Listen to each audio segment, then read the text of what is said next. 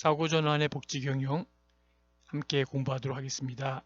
강의의 김성철 교수입니다. 복지경영을 경영혁신으로서의 변화가 필요할 때가 된 것 같습니다. 경영혁신, 매니지먼트 이노베이션이라는 말을 함께 이 시간 공부하도록 하겠습니다. 기업의 목표를 달성하기 위해 새로운 생각이나 방법으로 기존 업무를 다시 계획하고 조직화하여 지휘하고 통제하는 것입니다. 즉, 새로운 제품이나 서비스, 그리고 새로운 생산 공정 기술, 새로운 구조나 관리 시스템, 직원을 변화시키는 새로운 계획이나 프로그램을 의도적으로 실행함으로써 기업의 중요한 부분을 본질적으로 변화시키는 것을 말합니다. 기업에게 경영혁신이 필요한 경우는 어떤 것일까요? 첫째, 기업이 원하는 목표를 달성하지 못하고 있는 경우에 바로 이러한 경영혁신이 필요한 경우입니다. 시장 점유율 1위를 목표로 하는 회사가 만년 2위, 3위를 수준에서 멈춘다면 지금까지 사용해 오던 경영기법을 버리고 혁신적인 기법을 도입할 필요가 있다는 것이죠. 두 번째는 어떤 것일까요? 기업이 새로운 목적을 추구하는 경우입니다. 시장 점유율 1위를 목표로 하던 회사가 이를 달성하게 되면 수익을 개선하는 쪽으로 목표를 바꾸는 것이 보통입니다. 이같이 목표가 성장에서 수익성으로 바뀐다면 그동안 효과를 보았던 성장지향적 경영기법을 수익지향적 경영기법으로 전환해야 할 것입니다. 셋째, 기업 환경이 급변하는 경우입니다. 독점적인 시장 환경 속에서 기존 경영혁신 기법으로 좋은 성과를 내던 기업이 경쟁이 치열해짐에 따라서 경쟁에서 살아남고 번영할 수 있는 새로운 경영기법을 모색해야만 할 것입니다. 이처럼 다양한 목적을 가진 경영혁신 기법은 경영활동이 일어나는 한 장을 변화시키는 기법과 실제 경영활동 프로세스를 변화시키는 기법으로 나눌 수가 있습니다. 이것이 기업 환경이 급변하는 경우라는 것을 다시 한번 생각하시면 좋겠습니다. 특별히 여기서 경영혁신 기법은 경영활동이 일어나는 장을 변화시키는 기법과 실제 경영활동 프로세스를 변화시키는 기법으로 나눌 수 있다라고 하는 것도 깊이 한번 모색해 보시기 바랍니다. 자, 그러면 경영활동의 장을 변화시키는 기법이 어떤 것이 있을까요? 비전 만들기가 있겠죠. 그 기업이 어떤 비전을 제시하고 있고 어떤 비전을 꿈꾸고 있고 어떤 비전을 만들고 있는지, 그래서 비전을 만들어 보는 것도 매우 중요한 의미가 있습니다. 다음은 리스트럭처링입니다. 다시 한번 조직과 구조를 다시 한번 리스트럭처 하는 것이죠. 새롭게 구조화시키는 것이다, 이렇게 볼 수 있는 것이죠. 그 다음에 중요한 것이 학습에 대한 조직입니다. 그 조직을 어떻게 학습해 나가느냐에 따라서 학습과 이 조직의 어떤 밸런스를 맞추고 또 거기에 역량을 강화시키는 것이 무엇보다 중요하다라는 것이죠. 그 다음에 벤치마킹입니다. 다른 기업의 장점과 잘 되는 것을 함께 본인의 기업과 본인의 조직에 벤치마킹 해보는 것이죠. 이러한 기법들은 경영 내용 중 특정 부분에 영향을 끼친다기보다는 기업 전체의 차원에 영향을 끼치고 경영활동의 환경을 변화시키는 근본적인 경영혁신 기법에 속한다라고 볼 수가 있겠습니다. 경영활동의 프로세스를 변화시키는 기법들은 어떤 것이 있을까요? 그렇죠. 장기 전략 계획이 있겠고요.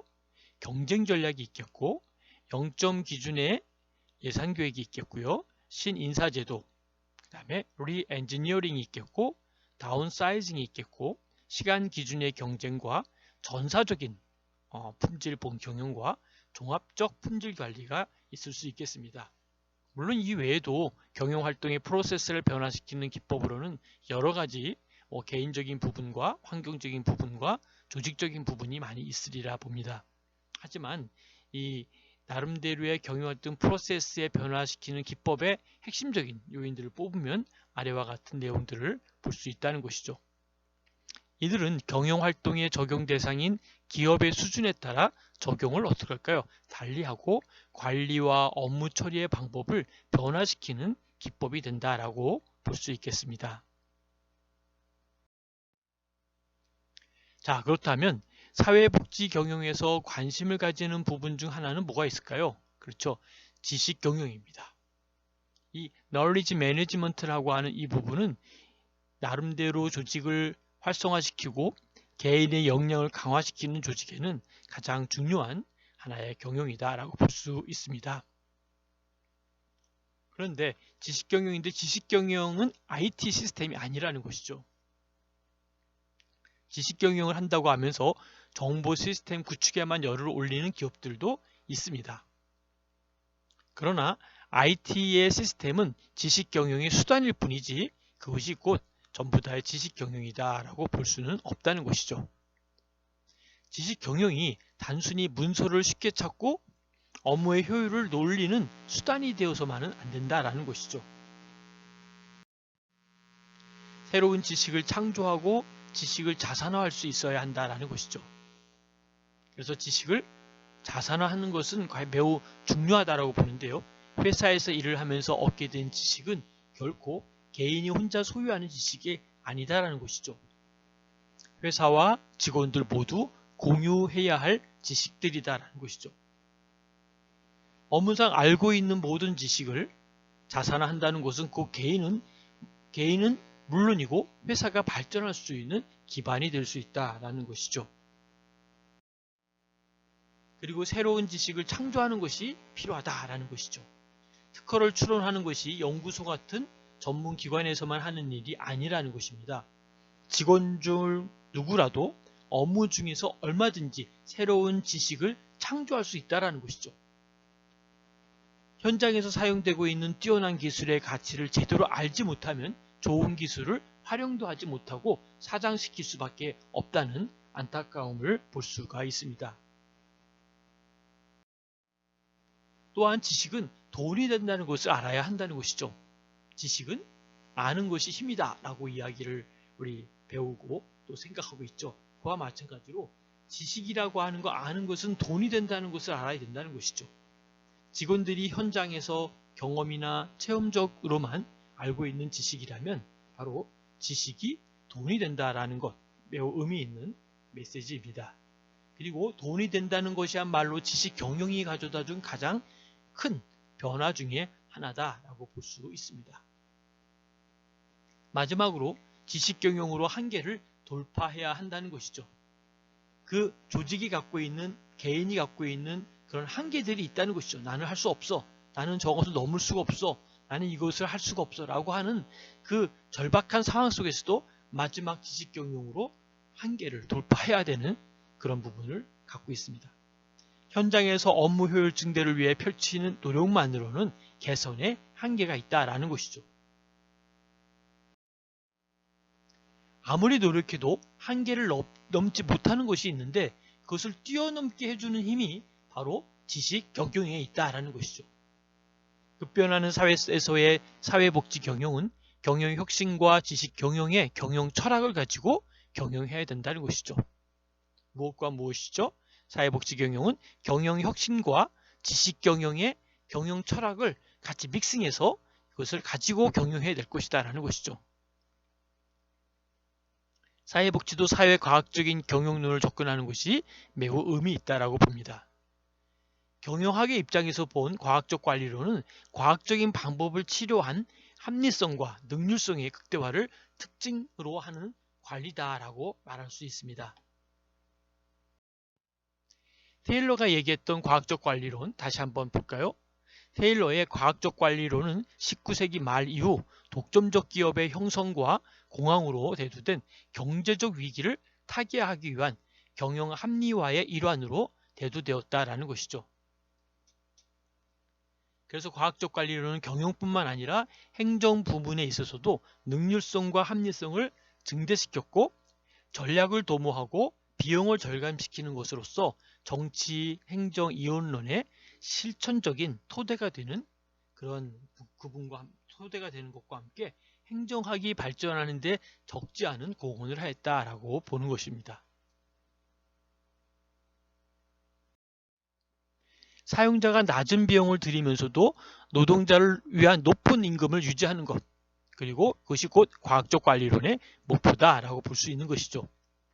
일선 기업의 경영에서뿐만 아니라 행정학에 있어서의 과학적 관리론에서도 기본 이론으로 작용한 것이 바로 경영 합리화였다라는 것이죠.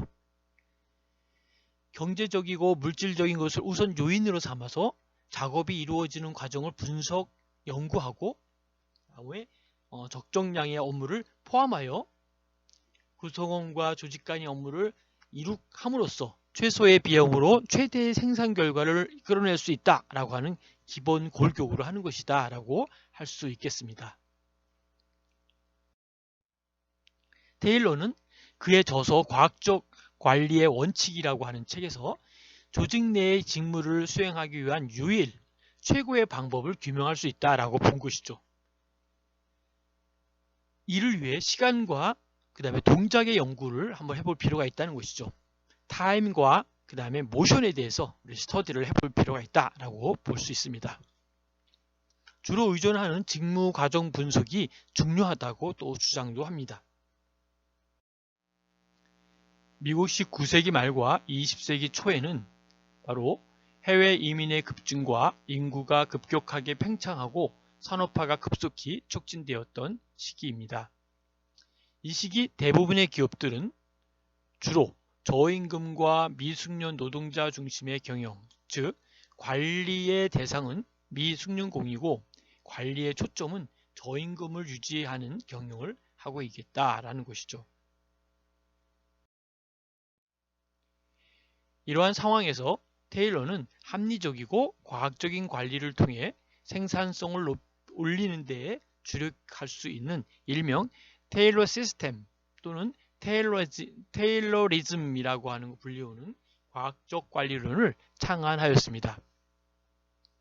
테일러는 과학적 관리론을 창안하면서 또 나아가서는 19세기 말과 20세기 초에 저임금과 미숙련 노동자 중심의 경영 상황도 살펴볼 수 있었습니다. 과학적 관리론의 기본 전제는 뭘까요? 과학적 분석에 의하여 유일하고 최고의 작업 방법을 발견할 수 있다라는 것이죠. 두 번째는 과학적 방법에 대한 생산성 향상은 근로자와 경영자가 다 같이 이롭게 해주고 나아가 공익을 보호할 수 있다라는 것이죠. 세 번째는 조직 내의 인간은 경제적 유인에 의하여 동기가 유발되는 타산적 합리적 존재다라는 것이죠. 네 번째는 조직의 목표는 명확하게 알려져 있고 과업은 반복적이다라는 것입니다. 테일러에 의하면 과학적 관리 하에서의 관리자들은 생산 활동을 계획하고 조직하고 통제하는 역할을 수행함에 있어서 자의적 권력 지배나 명령이 아닌 경험적 연구에 의해 발전된 법칙과 규칙을 기초로 관리하여야 된다라고 하였습니다. 과학적 관리론의 영향과 거기에 따른 기여를 살펴보겠습니다. 과학적 관리론은 테일러의 소개 이후 곧 미국 산업계의 지배적 사고로 자리를 잡게 되었고 직무를 전문화하고 대량 생산을 가능하게 함으로써 미국 산업계에 지대한 영향을 미쳤습니다. 과학적 관리론은 생산성 극대화를 위한 효율적인 관리 방법을 모색하고 개발함으로써 체계적인 조직 연구에 선구적 역할을 하였고 폐쇄와 합리적 조직 이론의 기틀을 마련하는 데 큰 도움을 주었습니다. 더 나아가서 생산성 극대화를 추진하는 과정에서 성과급 제도와 또는 동작, 시간 연구를 통한 직무 연구, 과학적 선발과 훈련 등 현대 인사관리 분야에서 사용되고 있는 여러 기법들을 개발해서 인사관리 분야의 발전에 기여하였고 미국의 산업조직 경영과 정부 운영에 있어서의 능률성을 향상시켰다라고 볼 수 있습니다. 과학적 관리로는 인간의 태도나 감정 등 인간적 요소에 의해 크게 좌우되는 것임에도 불구하고 이러한 인간적 요소를 무시함으로써 인간을 하나의 기계로 전락시키고 말았다라는 것이죠. 그러나 사회복지경영학은 인간 중심의 서비스와 고객의 입장에서 생각하고 행동하는 서비스이기에 복지경영으로 과학적 관리 경영이 절대적으로 필요하다라고 봅니다. 자, 여러분 경청해 주셔서 감사드리고요. 나름대로 질문이나 또 토의할 내용이 있으실 때는 카톡으로 연락 주시면 감사하겠습니다. 남은 시간도 승리하시고 행복하시기 바랍니다. 감사합니다.